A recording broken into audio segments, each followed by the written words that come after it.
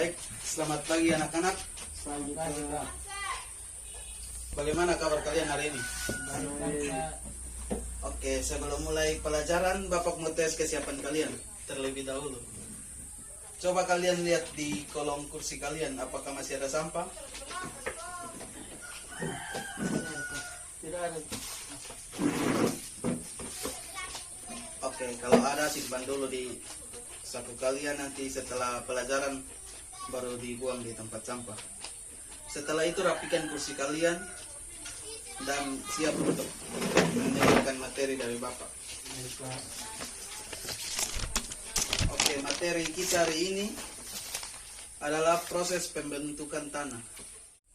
Tanah adalah lapisan paling atas dari permukaan bumi, tempat berlangsungnya proses pembentukan tanah. Secara sederhana, pedosfer diartikan sebagai lapisan tanah yang menempati bagian paling atas dari litosfer. Jadi anak-anak, tanah merupakan hasil pelapukan batuan-batuan sebagai proses alami yang disebabkan oleh pengaruhnya iklim atau organisme. Proses pembentukan tanah diawali dari pelapukan batuan, baik pelapukan fisik maupun pelapukan kimia. Anak-anak, dari proses pelapukan ini, batuan akan menjadi lunak dan berubah komposisinya. Pada tahap ini, batuan yang lapuk belum tentu dikatakan sebagai tanah. Anak-anak, proses pelapukan tanah terus berlangsung hingga akhirnya bahan induk tanah berubah menjadi tanah. Oke, anak-anak, kita lanjut ke yang berikut adalah faktor-faktor tanah. Yang pertama itu bahan induk. Bahan induk pembentukan tanah adalah hasil pelapukan batuan. Bahan induk dapat dibedakan berdasarkan tingkat pelapukan kandungan unsur hara dan ukuran partikel penyusunnya. Bahan induk juga merupakan salah satu faktor penentu sifat tanah. Contoh tanah yang berasal dari pelapukan batu pasir akan memiliki sifat berpasir. Terus yang berikut itu iklim. Unsur-unsur iklim yang mempengaruhi proses pembentukan tanah terutama ada dua, yaitu yang pertama itu suhu atau temperatur. Berpengaruh pada proses pelapukan bahan induk. Apabila suhu tinggi, maka proses pelapukan akan berlangsung cepat sehingga pembentukan tanah akan cepat pula. Yang kedua itu curah hujan. Berpengaruh pada kekuatan erosi dan pencucian tanah. Pencucian tanah yang cepat menyebabkan tanah menjadi asam.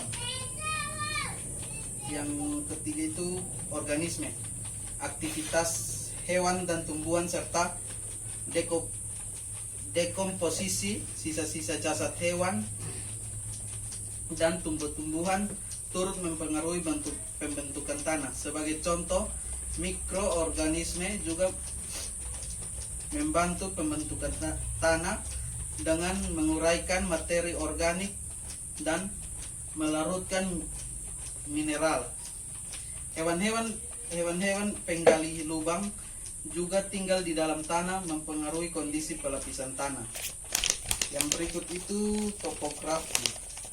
Topografi atau bentuk badan mempengaruhi bentuk tanah terkait dengan air dan suhu. Keadaan relief suatu daerah akan mempengaruhi.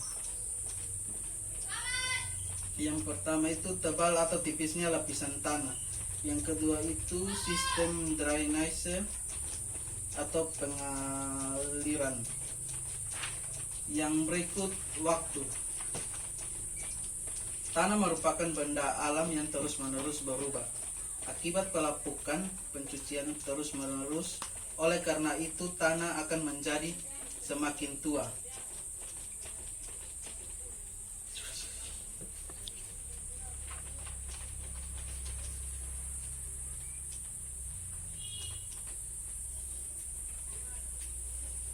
Sudah kok. Baik anak-anak, di sini ada 4 komponen penyusun tanah. Yang pertama, bahan mineral. Berasal dari pelapukan secara mekanis dan diteruskan oleh proses kimiawi yang pada akhirnya membentuk mineral pembentuk tanah yang terdiri atas mineral primer dan sekunder. Yang kedua, bahan organik. Berasal dari sisa-sisa tanaman, hewan, dan mikroorganisme yang mengalami pelapukan. Yang ketiga, udara yang terdapat dalam tanah tidak sama dengan terdapat pada atmosfer. Udara yang berbeda dalam tanah selalu termaksud kelembapannya. Masuk ke jenis-jenis tanah ini, ada beberapa contoh jenis-jenis tanah bisa dilihat di sini. Oke, Bapak akan jelaskan satu persatu jenis tanah yang ada di sini. Yang pertama itu tanah litosol. Tanah litosol itu terbentuk dari batuan beku dari proses letusan gunung berapi. Nah, pemanfaatan tanah litosol itu bisa menanam jagung dengan mendirikan bangunan. Terus yang berikut itu tanah regosol. Tanah regosol merupakan jenis tanah yang merupakan butiran kasar yang berasal dari material erupsi gunung api. Manfaatnya untuk menanam tembakau dan buah-buahan yang tidak terlalu banyak membutuhkan air. Yang ketiga itu tanah gambut. Tanah gambut adalah tanah yang terbentuk dari akumulasi sisa-sisa tumbuhan yang setengah membusuk. Pemanfaatannya membuat lahan pertanian dan lahan peternakan. Baik, anak-anak, apakah sampai di sini sudah paham dari materi yang tadi Bapak kasih? Sudah, Pak. Oke, kalau sudah paham, Bapak akan tutup pertemuan hari ini dan kita akan lanjut minggu depan. Terima kasih.